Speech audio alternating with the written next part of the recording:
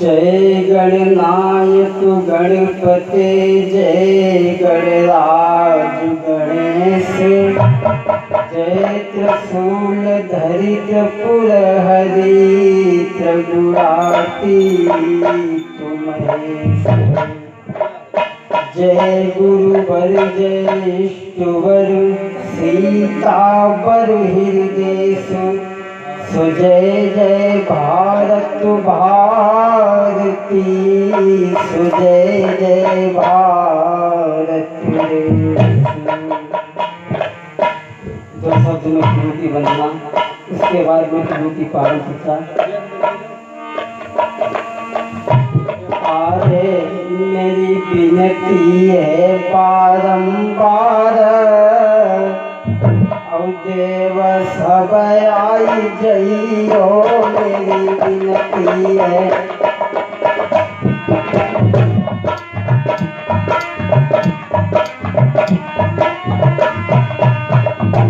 अरे मेरी विनती है बारंबार, देव सब आई जइयो।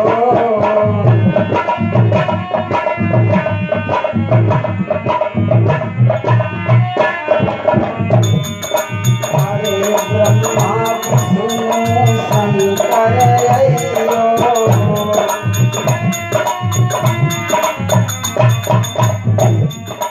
अरे संग नारद को लइयो, देव सब आई जइयो।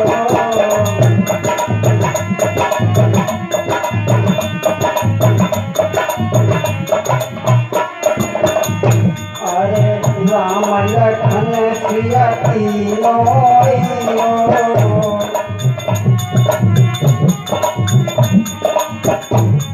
राम लखन सिया तीनों अइयो।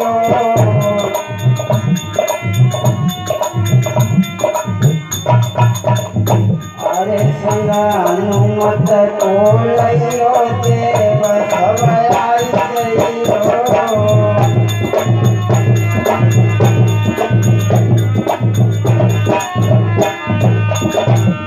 अरे बैठो सरस्वती कंठ माता, मत तुम्हें मनाते हैं,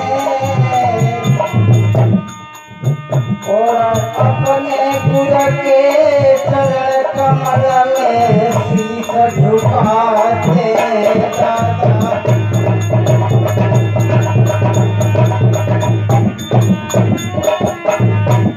अरे कृपाल का गुरु जी करी दियो, और जाति की गलती न पे तुम ध्यान मत दियो।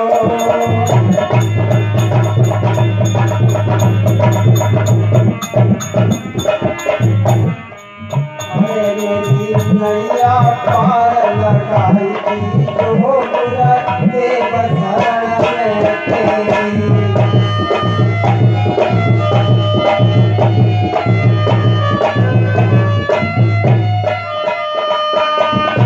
अरे गुरुदेव शरण में तेरी, आया है गुरुदेव शरण में तेरी, मेरी नैया पार लगाई जो बुरा देव शरण में तेरी।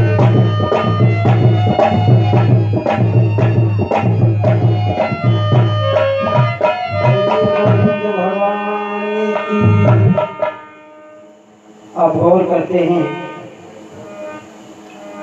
थोड़ी देर के लिए भगवान की पावन कथा में। श्री सुखदेव जी समझा करके कहते हैं, राजा परीक्षित, मानव ने ही नहीं पशु पक्षियों ने भी भगवान का नाम लिया था, तो भगवान ने उनका भी उद्धार कर दिया था। सुखदेव जी से परीक्षित जी हाथ जोड़ करके कहते हैं, महाराज आप कृपा करके हमें ये बताओ कि भगवान ने पापियों का किस तरीका से कल्याण किया था। श्री सुखदेव जी महाराज परीक्षित को समझाते हैं, कन्नौज नगर में एक अजामिल नाम का ब्राह्मण रहता था। बड़ा ही सीधा साधा था, भोला भाला था और भगवान की भक्ति करता था और जड़ संतों से बड़ा प्रेम था। लेकिन वो ही अजामिल नाम का ब्राह्मण एक दिन कुछ वेश्याओं की गली से होकर के गुजर रहा था, तो उसकी नजर एक वस्त्रहीन वेश्या पर पड़ जाती है। अजामिल की जब दृष्टि उस वेश्या पर पड़ जाती है, तब तो वेश्या की संगत करने लगा। अब वेश्या की संगत में यहाँ तक हुआ कि चोरी डकैती कत्ल लूट मार ये सब काम करता है, और अगर कोई संत महात्मा मिल जाता है तो इसका अपमान कर देता है। पहले जाए संतों से बड़ा प्रेम था। धीरे धीरे समय गुजरा तो एक दिन अजामिल के दरवाजे पर 50 महात्मा आ जाते हैं। अजामिल तो घर पे नहीं था, अजामिल की पत्नी गड़िका घर में थी।